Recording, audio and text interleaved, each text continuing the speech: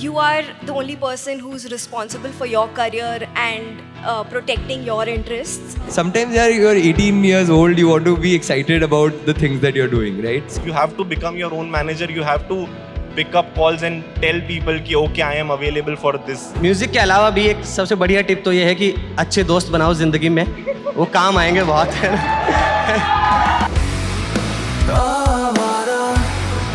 दिल मेरा ना जाने क्या है तू चाहता।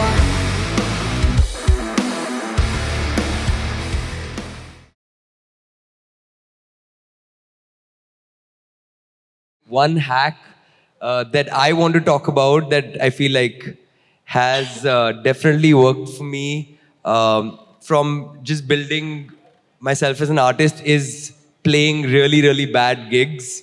Like when I started out, I think in 2019, I played about 85, 90 gigs. I just said yes to everything that came my way because like just to be on stage and not be frightened by 20 people looking at you is, I feel, takes a lot of time to get used to. And then that's when you start getting paid for it because you're so comfortable in your skin that you can make them clap. You can say, give me a round of applause for being such a great audience, and then they'll do it. So just being your awkward self if you have to, but I think playing those horrible gigs and being in any scenario with horrible sound, etc. really makes you a better performer. What do you guys feel? सही बात है, because जब मैंने शुरू किया था तो होता है ना कि जब सबसे पहले हम ओपन माइक से शुरू करते हैं। मेरे को लगभग 3 बार मैंने ओपन माइक्स में गाया, तब तक मैंने लगभग 1 घंटे का मटेरियल तैयार कर लिया था। तो मुझे लगा अब तो मैं शो करने लायक हो गया हूँ। तो एक जहाँ मैं पुणे में रहता था तो नुक्कड़ पे एक छोटा सा कैफ़े था जहाँ मैं चाय पीने रोज़ जाया करता था। तो एक तो चाय वाले तो वो तो जानने ही लगे, दुकान वाले तो, प्लस जो होते हैं ना रोज़ हमारी तरह जो चाय पीने आते हैं शाम को, उनसे भी थोड़ा हाय हेलो हो गया था। तो मैंने कहा यार एक शो रखा जाए, मैं परफॉर्म करूँगा, और अपने सारे दोस्तों को बोल दिया कि भाई पहुँच जाना सारे टाइम पे, आज दोस्ती की परीक्षा है। और बाकी जो वहाँ लोग थे कुछ वो बैठे थे, तो पहला शो किया। और जैसे आप कह रहे हो कि भाई वहीं से शुरू होता है जहाँ पे आप हो, तो अगर मैं मेरी पहली हैक की मैं बात करूं तो मेरे लिए जो सबसे ज़्यादा काम की ये यही चीज़ थी कि मैं जब पहले जॉब करता था, फिर मुझे कोई आइडिया नहीं था म्यूज़िक के बारे में, क्या है क्या नहीं है। फिर मुझे चलो कुछ गाने सीख लिए, अब क्या करें इनका। सबसे बात तो ये है कि भाई स्टूडियो में जाओ, बहुत सारे ऐसे टर्म्स हैं जो मुझे पता भी नहीं है इतना कुछ, क्योंकि मेरे को तो किसी दोस्त ने एक बार वो बॉब डिलन का ब्लोइंग इन द विंड का वीडियो भेजा था। उसको देख के मुझे लगा कि अरे यार मैं भी गाऊंगा ऐसा कुछ, मतलब ओबियसली वो बहुत महान आदमी है। तो बस वही था कि यार इसके लिए सब यही बात करते हैं भाई, प्रोडक्शन, तुमको बहुत पैसे भी चाहिए, वीडियो के लिए टीम चाहिए, ये चाहिए वो चाहिए। तो मुझे लगा कि यार ये सब तो नहीं है। तो मैं एक ऐसे माइक में सर्च कर रहा था कि जिससे मैं रिकॉर्ड कर सकूं। लेकिन ओबियसली जब आप जॉब छोड़ के, आप में से कई लोग जो इंडी म्यूजिक है या जो भी ओरिजिनल म्यूजिक करते हैं, वो कोई सीधा रास्ता है नहीं, वो कवर गिग से एक डिफरेंट रास्ता है कि उसमें आपको सालों थोड़े लगते हैं कि लोग आपका गाना आपसे रिक्वेस्ट करें। मेन तो वहीं तक होती है जर्नी। तो गाना रिलीज़ कैसे करें, तो मैं ऐसे सर्च कर रहा था माइक की जो मेरे 5-6 हज़ार में आ जाए और मैं उससे रिकॉर्ड करूं ऐसा कुछ। बट मैं एक ही बार खरीद सकता हूं क्योंकि मेरे को कहीं ना कहीं से जुगाड़ने पड़ेंगे। तो मैंने क्या करा, मेरा एक दोस्त था जो थोड़ा नॉलेज रखता था माइक्स का, इनका, उसको भेजा। वो किसी कंपनी में जॉब करता था, तो उसको भेजा कि भाई यार ये कैसा है, मुझे सब सच सच बता दे कि बाद में मेरे को अपग्रेड ना करना पड़े थोड़े टाइम तक। तो उसने बोला मैं बताता हूँ। और अगले दिन वो माइक मेरे घर पे डिलीवर हो चुका था उसकी तरफ से। तो म्यूजिक के अलावा भी एक सबसे बढ़िया टिप तो ये है कि अच्छे दोस्त बनाओ जिंदगी में, वो काम आएंगे बहुत है। ठीक है, बहुत ज़रूरी है। तो बात आई उस माइक की, तो वो माइक H1N Zoom का था और उसको वो रिकॉर्डर है एक तरह से। तो मेरे लगभग शुरू के 10-12 गाने मैंने उसी पे बैठ के मैं कमरे में ही उसको रखा और गाया। तो अगर मेरे गाँव आओगे सुना है आप लोगों ने? तो मेरे गांव आओगे, कैसा कुत्ता है, ये सारे गाने उसी में रिकॉर्डेड हैं। तो मैं डायरेक्ट गाया, उसमें कुछ गलती हो गई फिर से गाएंगे, फिर कुछ गलती हो गई फिर से, जब तक कि लगे कि हाँ अब ठीक आ गया। उसी को मैंने फिर सब जगह डिस्ट्रीब्यूट कर दिया। तो मुझे लगता है कि अगर आज उसको लोग सुन रहे हैं तो कहीं ना कहीं जो पहला पॉइंट यही है कि भाई महंगे माइक, बड़े प्रोडक्शंस, ये तो बाद की बातें हैं और ये बहुत ही सेकेंडरी चीज़ें हैं। मुझे लगता है सबसे पहले आपके गाने में सॉल होनी चाहिए, और फिर मैटर नहीं करता कि अगर आप कहीं कुछ कमी रहती है इन चीज़ों में। तो मेरा सबसे पहला पॉइंट ये है कि आपके पास अभी जो है उससे शुरू करें, क्योंकि मेरे कई ऐसे दोस्त हैं रहे हैं 10-12 साल से, जो बहुत बहुत ही टैलेंटेड हैं। उनके मैं पर्सनली उनका बहुत बड़ा फ़ैन हूँ, लेकिन वो इसी चक्कर में कि वो ऐसे करेंगे वैसे करेंगे, जो कि उनके बस की बाहर की चीज़ें हैं अभी के लिए। तो उस चक्कर में 8-8 साल हो गए उनके, अभी तक कोई गाना नहीं आया, एंड दे वांट टू। तो मुझे लगता है कि आप कहीं ना कहीं शुरू कहीं से तो करना ही है, और अगर आप 1-2 ही गाने लेके घूम रहे हो परफेक्शन के चक्कर में, तो आप कब निकालेंगे? नो, निकालो आगे और नए गाने लिखेंगे ज़िंदगी में। तो आई थिंक मैंने बहुत ज़्यादा बोल दिया। तो यही है कि भाई अभी जो है आपके पास निकालना शुरू करो वहाँ से। जिंदा रहे तो बड़े बड़े प्रोडक्शन भी बना ही लेंगे क्या? चलो आप बताओ भाई, ओशो भाई की हैक सुनते हैं अभी। बिल्कुल, दोनों ने जो बात कही, I think I agree to both of them. दोनों के लिए बस मैं ऐड ये करना चाहूँगा कि निकालो गाने, I totally agree with this, but एक पॉइंट के बाद ये भी कोशिश करनी है कि अपना पिछला गाना जो है उससे बेटर अगला गाना सुनाई दे। अब उसके लिए जो भी है, मतलब वो सिर्फ माइक या उसका नहीं है, वो ऐसा है कि आपको थोड़ा उस स्किल पे भी ध्यान देना पड़ेगा, क्योंकि आपको नहीं मिलेंगे। आपको, आप बाहर जाओगे कोई म्यूजिक प्रोड्यूसर ढूंढने, वो आपको इतना ज्यादा कोट करेगा कि आप बोलोगे यार इसमें तो कैसे होगा, ये तो पॉसिबल नहीं है। मैं म्यूजिक वीडियो भी कैसे करूंगा, रिकॉर्डिंग स्टूडियो भी कैसे जाऊंगा, सब कुछ कैसे होगा। तो I think with every song you have to make sure कि वो पिछले गाने से बेहतर सुनाई दे रहा है। और उससे फिर फाइनली ये होगा कि अभी, मतलब जो खुश तो है ना, जब मैंने रिलीज किया था वो मैंने ही मिक्स मास्टर भी किया है। उसके बाद अब इस पॉइंट पे है चीजें कि मैं मिक्स पे देने के पहले मेरा जो मेरी तरफ से जो मिक्स जाता है वो बहुत हद तक जो मुझे चाहिए होता है वो होता है। तो अगर आपके पास वो स्किल है तो आपको बाकी लोगों के साथ डील करने में बहुत हेल्प करेगा। कि आपको अगर किसी म्यूजिशियन के साथ कुछ प्ले करवाना है तो एटलीस्ट अपने गाने की कॉर्ड्स लिख लो, एटलीस्ट, मतलब बहुत बेसिक चीजें हैं जो अगर आप कर लोगे तो आप और लोगों के साथ काम कर पाओगे। और उससे होगा ये कि जो ज्यादा रिलीज करने का या ज्यादा काम करने का आप चाहते हो वो हो पाएगा जब आपके पास टीम उतनी अच्छी होगी जिन्हें आप अपनी लैंग्वेज में समझा पाओ।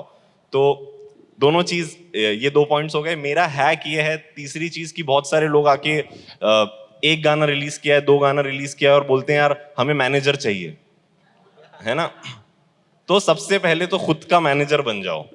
मतलब एक बार वो भी समझो कि ये तुम्हारा म्यूजिक है, इसको अब तुम्हारे हिसाब से, मैं नहीं रोज पोस्ट करता हूँ या मैं नहीं हर तीसरे दिन पोस्ट करता हूँ या मैं कंटेंट नहीं क्रिएट करता हूँ मेरे म्यूजिक के अराउंड हर गाने के साथ, तो जरूरी नहीं है। वो बहुत लोग करते हैं और बहुत स्मार्टली भी करते हैं, तो वो भी एक तरीका है। पर तुम्हारा क्या तरीका है, you need to find that thing and you have to become your own manager. You have to pick up calls and tell people कि okay I am available for this show or I am not, and you have to be like कि नहीं यार इतने में तो नहीं होगा। मतलब क्योंकि क्या होता है ना, मुझे जब फोन आते थे मैं बहुत ऐसे होता था कि अच्छा इतने में फिर वो बोलता है नहीं थोड़ा सा सर थोड़ा सा कर लो, इस बार एक्सपोजर है, इस बार ये है, हाँ ठीक है चलो कर लेंगे, चलो ठीक है। ये हम सब करते हैं, बट इससे क्या होता है ना कि आप अगर अपना एक थोड़ा रिजिड होके अपने साथ एक अपना मैनेजर खुद बनोगे तो कहीं ना कहीं जब आपको मैनेजर मिलेगा इवेंचुअली तो आपको पता होगा कि यार हमें करना क्या है उस इंसान के साथ। मतलब नहीं तो वो आपको कुछ बोलेगा और आपको कुछ समझ नहीं आएगा। तो हाँ, मेरा ये है कि become your own manager. Agree with that completely. I have been self-managed for 4 years and finally मुझे बहुत अच्छी टीम मिली है मुझे मैनेज करने के लिए and definitely learning how to manage myself has taught me a lot and totally agree with that. For me, my music journey started when I was 11 years old. I started writing songs even before I knew that I could sing. And when I was 13, I started singing, and I had these big dreams ki music release karenge. I want to sing in front of people. But the toughest challenge for me at that time as a kid was to imagine how that would even happen. And as an independent artist, I feel like for a lot of people, it's like the lack of clear path that doesn't exist that really scares us, because even though we love music, even though we love creating songs and art, it's very hard to kind of convince our families, convince people around us how we're going to make a career out of it. And at that point in time, a lot of people start idealizing labels a lot, that they start thinking ki okay, ye gana release karenge, I get enough popularity, then maybe a label will sign me, and basically I'll hand off my career to them and they'll take it forward. Unfortunately, I've worked with a lot of labels, and I'm sorry to burst your bubble, but sorry, Raghav is a label head of You haven't worked with me, so it's fine. Yeah. But labels sadly look after their own interests. As much as you'll find label people,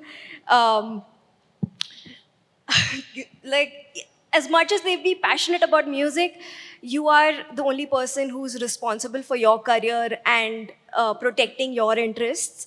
And for me, being an independent artist has been very rewarding, only because there was like a perspective shift that happened in my mind, that instead of treating yourself like an independent artist, how about you treat yourself as a creative entrepreneur?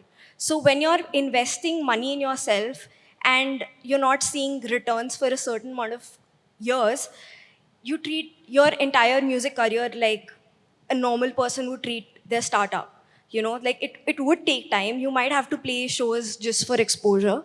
You might have to say no to certain gigs because they don't meet your expectations. You might have to record on a Zoom mic because there's no other way to go about it. You might have to hustle. You might have to, constantly make cold calls, all of that. And you might have to spend money that you don't have.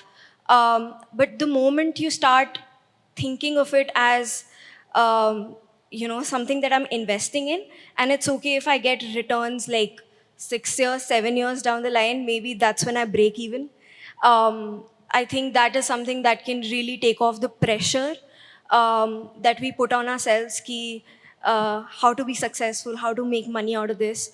That kind of pressure sort of goes away, and it also helps people around us understand our career choices a little bit better. Yeah, that's like my hack. That was amazing. I think I want to add a couple of things to what you guys said. I think when you spoke about how you have to treat yourself as a musician entrepreneur, I feel like that's something that really happens where when somebody decides to, hey, I'm doing music, mere ko musician banna hai, everybody wants to sort of becomes the CEO immediately, right? Like when you say if you're fresh out of college, you're 20 years old, you go apply for a job, you'll get the associate level job, and then in 2 years, nobody's making you CEO. But that expectation as a musician कि मैं सबसे बड़ा star बन जाऊँगा 2 साल में is sometimes, and the beauty of it is that it can happen, but you have to sort of keep going at it, right? So it's a long journey that you've taken, and the best way to do it is by sort of learning everything around it. Like it's very hard to get taken for a ride if you've already done a lot of things yourself, right? अगर ओशो जैन ने अपनी cabs book करी है और hotels book करे है और YouTube पे कुछ campaign खुद करा है, it's very hard to then somebody coming and telling him that no, this is how it works, etc. because he's tried it himself, right? So the more you do yourself, and at the earlier stages of your career, nobody else will want to do it as well as you would, and maybe throughout your career because it's your career. So nobody will come in and do a better job of it maybe till you find that one person or that team who you feel really strongly about. But until then, just do it yourself till you can make it happen. Do that. And I think a big part of what you said is also about educating yourself, right? You are creating intellectual property by writing your own songs. How many of you have read a book about what music IPs are? right? You keep hearing about terms like master rights, publishing, etc. Why don't you do some sort of reading about it and understand what are you creating, right? What value does it have? How can it be misused? How can it be sort of taken for a ride in the future? So I think a big part of it is educating yourself about Instagram, educating yourself about how Spotify works. Try and read and do a little more research about it. How do you distribute your music? What's the best way to do that? So I think just educating yourself about this entire sort of piece is something that is super important. I actually want to ask one question on behalf of this guy, because all of these people, because this is one question that I get asked a lot, saying how do you get gigs, right? You mentioned open mics. Gigs, पहला gig मैं आ गया हूँ बॉम्बे, मैं दिल्ली में आ गया हूँ, मैं किसी और टाउन से था. मैं पहले शुरुआत कैसे करूँ? And I can also talk about it later if you like, but I want to understand from you guys also, because sometimes I also don't know how it all started. But if there's a 20-year-old person sitting in the audience who wants to start performing, how do you do it?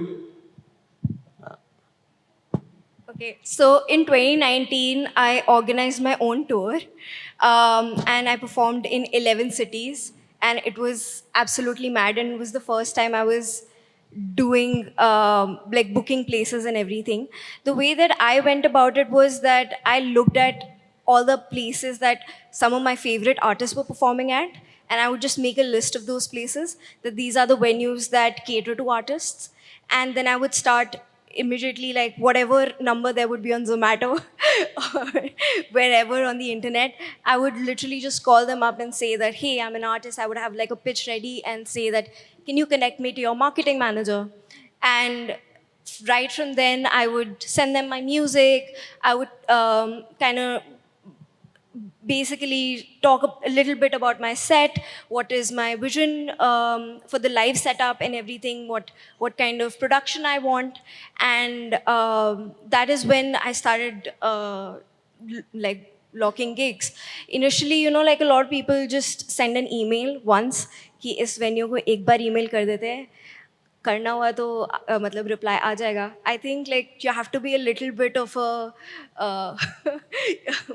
like you have to pester them a little bit. You have to keep following up, get their number, get on call. I think it's easiest to log gigs on a call, at least in my experience. मैं भी एक चीज़ share करना चाह रहा था कि जब मैंने शुरू किया था, तो जिन्होंने भी मुझे सुना है आदमी ये वो, तो आदमी चूतिया है,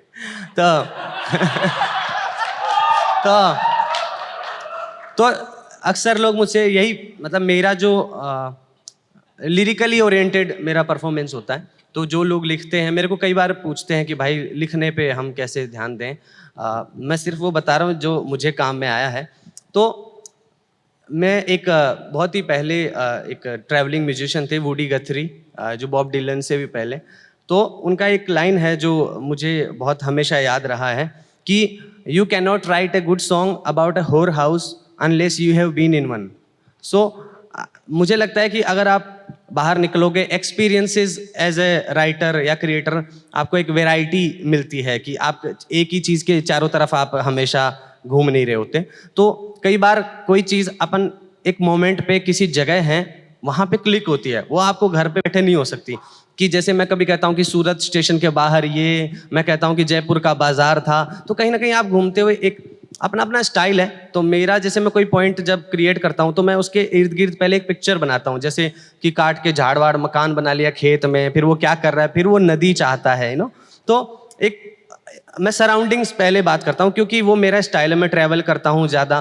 तो अगर आप चाहते हो कि अलग अलग इमोशंस, अलग अलग सिचुएशंस उस पर काम करो, तो मुझे लगता है ये बहुत ही काम की चीज़ है, ट्रैवल करना, एक्सपीरियंसेस करना, लोगों से बातें करना. एक ये भी एज एन आर्टिस्ट आपको एज ए ह्यूमन ग्रो करेगी, और एज ए ह्यूमन ग्रो करोगे तो आप एज एन आर्टिस्ट करोगे ही करोगे. और एक मेरी किसी कविता में एक लाइन थी कि खेत का जो सबसे हरा कोना होता है, किसान को रखवाली के लिए उधर ही सोना होता है. तो आपका जो हरा कोना है वो क्या है? जैसे मेरा राइटिंग है, मुझे पता है कि मैं स्टोरी टेलर ज़्यादा हूँ म्यूजिशियन से. किसी चीज़ पे ज़्यादा पकड़ है या वो ज़्यादा फील करता है, तो मेरा यही है कि आपका जो सबसे, आपको पता है आपके स्ट्रेंथ क्या है, तो उनको मजबूत करते रहें और बाकी जैसे कि ये बता रहे हैं कि बाकी चीज़ों पे काम करते रहें, अपने आप को एजुकेट करते रहें, बट हाँ जो आपका मेन पावर है उस पर तो लगे ही रहें। तो शोज की बात पे मैं वापस लेके आता हूँ। शोज के लिए मैं आपको बहुत ही इंटरेस्टिंग मैंने जो किया है मैं वो बताऊंगा। हनीता ने जो बोला उसका एक एग्जैक्ट वर्ड जो है वो है ढीठ होना। अगर आप ढीठ है ना तो वो होना पड़ेगा। अगर आप इंडिपेंडेंट म्यूजिशियन हैं तो आपको ढीठ होना ही पड़ेगा।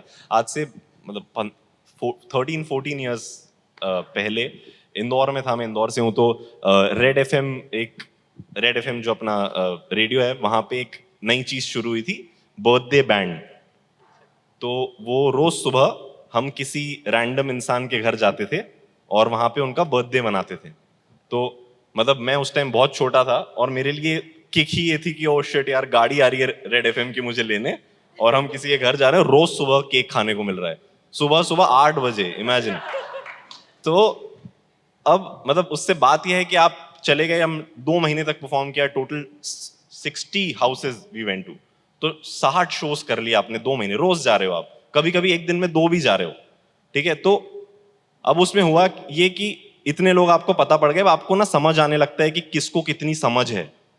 तो उस टाइम यार स्कूल में था मैं, तो कवर्स चल रहे हैं, कुछ तो कवर्स गा रहे हैं, अब पता पड़ता है कि यार ये फैमिली सही लग रही है, यहाँ पे जो मैंने एक खराब गाना लिखा है मैं सुना सकता हूँ, ठीक है। तो आपको ये ढूंढना पड़ेगा कि आप अगर एकदम ही स्टार्ट कर रहे हैं ना, तो वो ढूंढो उन लोगों को कि जो आपके गाने सुनेंगे। और फिर मैंने ये किया कि रेड एफएम का कुछ और इवेंट होता था तो मैं उधर बोलता था कि यार मैं थोड़ी देर परफॉर्म कर सकता हूँ क्या। आपको बस हर जगह कुछ ना कुछ करके अपने आप को पिच करना है कि यार यहाँ पे 10 मिनट, यहाँ पे 15 मिनट, फिर इवेंचुअली आपको पता पड़ गया कि यार ये 30 लोग तो आ ही जाएंगे मेरे शो में, तो एक फ्री शो। यही सच तो यही है, कोई उसमें वो नहीं है। अब आप एक QR कोड दे के उनसे 50 रुपए 100 रुपए डलवा सकते हो इनिशियली, फिर बाद में तो वो बहुत पैसा देंगे, पर इनिशियली आपको जाके उनको यही करना है कि वो 30 लोगों ने आपका म्यूजिक सुना। उस टाइम तो मैं बता रहा हूँ, उस टाइम तो गाने जो होते थे मुझे तो ये भी नहीं पता था कि YouTube के अलावा कहीं जाएंगे कैसे, कुछ था ही नहीं, कुछ भी नहीं था। तो अब तो इतना इजी है यार, आपके पास सारे प्लेटफॉर्म्स हैं। मेरे कुछ गाने ऐसे हैं जो मैंने हटा दिए हैं क्योंकि वो YouTube पे थे और मुझे इतने खराब लगते थे। तो एक और बात, इससे जो एक और नेक्स्ट पॉइंट है जो मैं सबसे पूछना भी चाहूंगा कि मुझे बहुत लोग ये बोलते हैं कि एक गाना लिख के आ गए, एक गाना लिखा हुआ है, they've written one song and they are like okay I want to release this and they don't have anything else। तो उस पे क्या लगता है आपको? मुझे ऐसा लगता है कि यार लिखो पहले तो बहुत सारा, क्योंकि एक गाना सिर्फ लिखा हुआ है और वो रिलीज करना है, तो वो कहीं ना कहीं आप फिर उसके बाद दूसरा गाना ढूंढते ही रहोगे 1 साल तक, मुझे ऐसा लगता है। बट आप लोगों ने कैसे किया, what do you think, Raghav? So I feel like it's also about getting excited. Like मैं जब 1 साल में मैं बॉम्बे जब शिफ्ट हुआ अराउंड 2018, तो मेरा शेड्यूल था कि मैं आफ्टरनून में गाना लिखता था, इवनिंग में जाके वो 6 गाने परफॉर्म करता था, फिर आके ट्वीक करता था अगले दिन। तो for me it's also about like I get bored sitting in a room की बैठ के गाने लिख रहे हो सिर्फ। I want that excitement at some point, and if releasing that song gives me that excitement to be able to write that second song, I feel, I mean, it's a very mature way to do it, what you're suggesting, but sometimes you're 18 years old, you want to be excited about the things that you're doing, right? So even if it means releasing that song so that it makes you write one more because your friends are asking you, when is your next song coming? I feel that's also not a bad way. It's about what works for you, right? If you want to be mature like Osho or rash like me, I think that's what. नहीं, but I've seen people जो परेशान हो जाते हैं फिर कि एक गाना तो लिख लिया है and now they don't know what to do next, and then they search for labels. But then they are like कि I agree, but I think it's also about overthinking, right? For me, overthinking is the biggest problem in my life, right? Like I'm always second guessing the things that I'm doing, right? So, and especially with my music, so I'm super critical. So if I don't release a song, I've probably not happened. Anita knows about this process because we just finished this after 1.5 years of working on this song. So because I would just disappear because I was like, "Arey, I'm so unsure of this." So I think it depends. For me, releasing a song means it's done, and then I move on to the next and start thinking. But I mean, completely agree with you. That's the way to do it if you're doing it. But as a first song level, I feel go ahead. Like you can always remove them later. You know. Yeah, I did. सही बात है